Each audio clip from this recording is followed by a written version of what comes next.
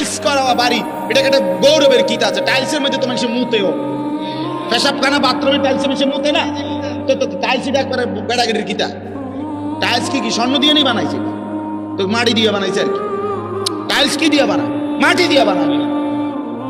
এটার মধ্যে বড়াই করার কি আছে? আমরা একটা টাইলস ওলা ঘর করছি। আমার একবার হুজুর আল্লাহর রহমতে 60টা রুম ওলা একটা ঘর করছি, ভিতরে 2টা বাথরুম দিয়েও টাইলস। আমি বললাম আল্লাহু আকবার। চাচা আমনের কপাল, চাচা আল্লাহ দিছে আমনে রে। আমনের বাপ দাদা 14 গোষ্ঠী আগে মাটিতে পেশাব করতো, এখন আল্লাহর রহমতে আমনের জীবুত নাতি নাতি লইয়া টাইলসের মতেন। কত বড় নিয়ামত আমনের জীবনে, আর আছে কি? এরপর মরে গেলেই তো শান্তি। আমার টাইলসের মুতছেন তো, নাহলে এটা কীর্তন করলেন? এটা যে বাথরুমটি শুদ্ধ টাইলস, এটা কি তা?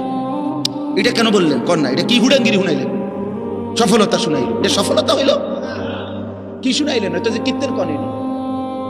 তারা 3 জন বিদেশ, তো কি বিদেশ? আল্লাহর রহমত তারা একজন ইটালি, তো কি ইটালি হইলে কি?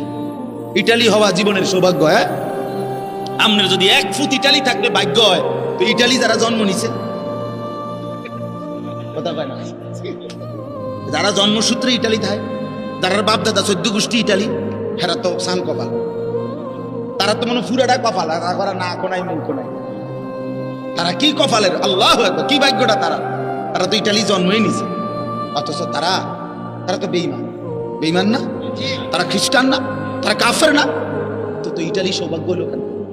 এক মুমিনের কাছে তো মদিনা সৌভাগ্য, এক মুমিনের কাছে কাবার কালো গিলাফ হবে সৌভাগ্য।